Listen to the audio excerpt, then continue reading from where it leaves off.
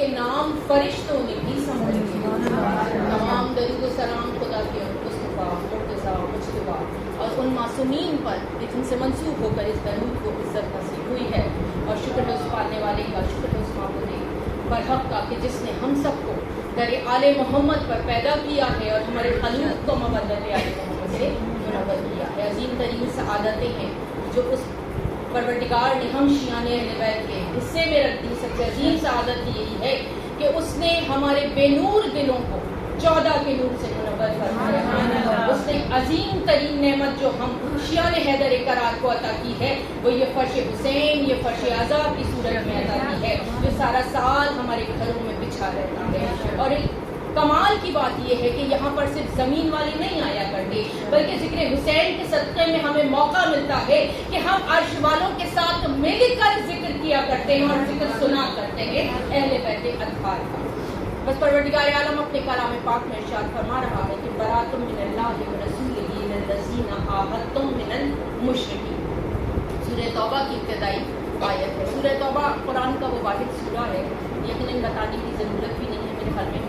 ہمارے بچوں کو بھی ہوگا کہ یہ واحد سورہ ہے کہ جس کی ابتدا بسم اللہ الرحمن الرحیم سے نہیں ہے. باقی ہر سورہ کی ابتدا اللہ نے اپنے نام سے بسم اللہ الرحمن الرحیم سے کی ہے. اب کوئی پوچھے بھلا کہ اس کی ابتدا بھئی ہے تو اللہ کا کلام، ذکر بھی خدا کا ہو رہا ہے، لیکن ابتدا نہیں ہوئی بسم اللہ سے کیوں نہیں؟ کس سے پوچھے، کون ہمیں بتائے گا؟ یقیناً وہی ہمیں بتائیں گے کہ جو مزاج توحید سے واقف ہے.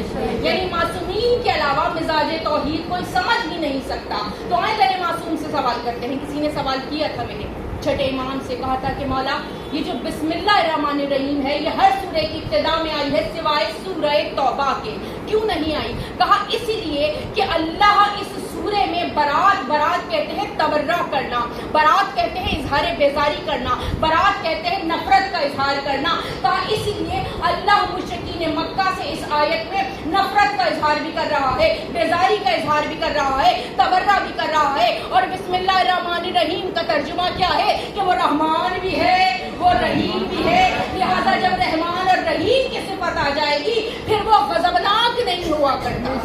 یہ غضبناک ہے تو پھر وہ رحمان نہیں ہے، وہ رحیم نہیں ہے، وہ مشرکین مکہ پر غضبناک ہو رہا ہے. اب اس آیت کا شان نزول کیا ہے؟ اس آیت کا شان نزول یہ ہے کہ جب رسول ہجرت کر گئے مکے سے مدینے تو مکے والوں نے کیا طریقہ اختیار کیا تھا کہ بہت ہی تکذیب آمیز انداز میں اللہ کے گھر کا، کعبۃ اللہ کا، بیت اللہ کا طواف کیا کرتے تھے. کس طرح طواف کیا کرتے تھے کہ ان مشرکین مکہ نے اپنے دونوں ہاتھوں میں بتوں کو اٹھایا ہوا ہوتا تھا، برہنہ حالت میں وہ کعبے کا طواف کرتے تھے اور کعبے کا مذاق اڑاتے تھے. اب اللہ کیسے برداشت کر سکتا ہے؟ وہ جو اس کا گھر ہے، جو بیت اللہ ہے، کہ جہاں پر اعلان ولایت ہونا ہے، جہاں پر اس کے ایک ولی کو آنا ہے، نزول ہونا ہے، بھلا وہاں اس گھر کی تکذیب کیسے برداشت کر سکتا ہے؟ بس حکم دیا رسول کو کہ جاؤ اس سورت کی ابتدائی آیتوں کو لے کر کسی کو بھیجو اور جا کر وہ مشرکین مکہ سے تبلیغ کرے، اس آیتوں کو تلاوت کرے. اور دیکھو شرط کوئی نہیں ہے، چاہے جس کو چاہے بھیج دو، بس شرط میری فقط اتنی ہے کہ آذان من اللہ و رسول ہی کہ جو بھی جائے بس وہ اللہ کی اذان بن کر جائے، جو بھی جائے وہ اللہ کی اذان بن کر جائے. اب رسول نے یہاں کسی کو منتخب نہیں کیا تھا. ایک حضرت تھے جنہوں نے خود خواہش کا اظہار کیا تھا کہ میں یہ آیتوں کو لے کر جاؤں گا اور مشرکین مکہ کے سامنے تلاوت کروں گا، ہے نا. ہر بات آپ کو میں نہیں بتاؤں گی، وہ کون حضرت کی کتابوں میں لکھا ہوا ہے، نام پڑھ لیجئے گا.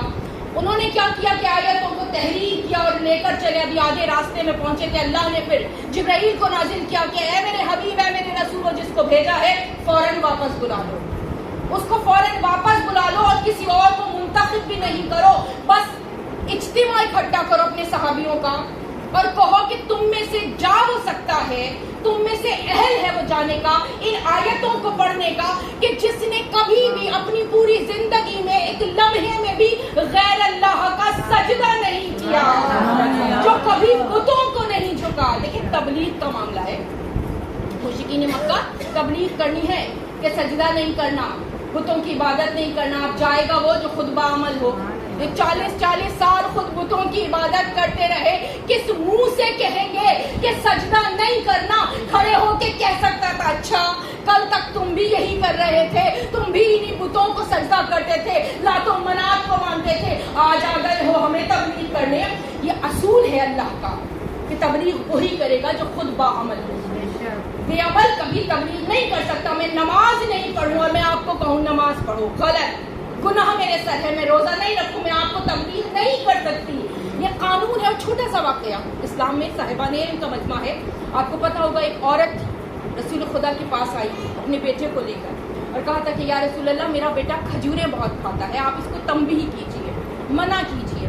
رسول نے اس عورت سے کہا تھا کہ تم آج چلی جاؤ، کل آنا، کل اس کے وقت آنا، کل ہم اس کو تنبیہ کریں گے۔ وہ خیر چلی گئی، واپس کل آئی تو رسول نے کہتے ہیں اس بچے کو منع کیا کہ بیٹا اپنی ماں کی بات مانا کرو، کھجوریں زیادہ نہ کھایا کرو۔ اس کو سرزش کی، صحابیوں نے حیرت سے پوچھا تو یا رسول اللہ یہی بات آپ کل بھی کر سکتے تھے، یہی بات سے فقط اتنا ہی تو کہنا تھا، بچے کو سرزش کرنی تھی، یہ کل کیوں نہیں تھا؟ جانتے ہیں وہ جو کائنات کا سب سے عظیم رسول ہے، جس میں کوئی عیب نہیں ہے، جس میں کوئی جھول نہیں ہے، جس کی شخصیت میں ایک ذرہ برابر نقص بھی نہیں ہے، وہ چاہتا تو کیا نصیحت نہیں کر سکتا تھا؟ اتنا باعمل نبی، انبیاء، سردار انبیاء، سید الانبیاء، اس نے تنبیہ نہیں کی۔ ایک مرتبہ مسکرا کر کہا جانتے ہو کل تک میں بھی کھجوریں بہت مرغوب تھی، مجھے میں بہت شوق سے کھایا کرتا تھا، میں کیسے اس بچے کو تنبیہ کر دیتا کہ تم نہ کھانا؟ جب تک میں خود باعمل نہیں ہو گیا تب تک میرے بچے کو سرزش نہیں کی۔ جو کائنات کا عظیم ترین رسول ہے وہ خود باعمل ہو کر پھر کسی کو نصیحت کر رہا ہے، تو بھلا وہ جو پوری زندگی لات و منات کو سجدہ، وہ کس منہ سے جا کر تبلیغ کریں گے؟ کب واپس آ جاؤ، واپس بلا دو اس کو، یہ عہد نہیں ہے تبلیغ کرنے کے۔ اس کو بھیجو جس نے کبھی غیر اللہ کو سجدہ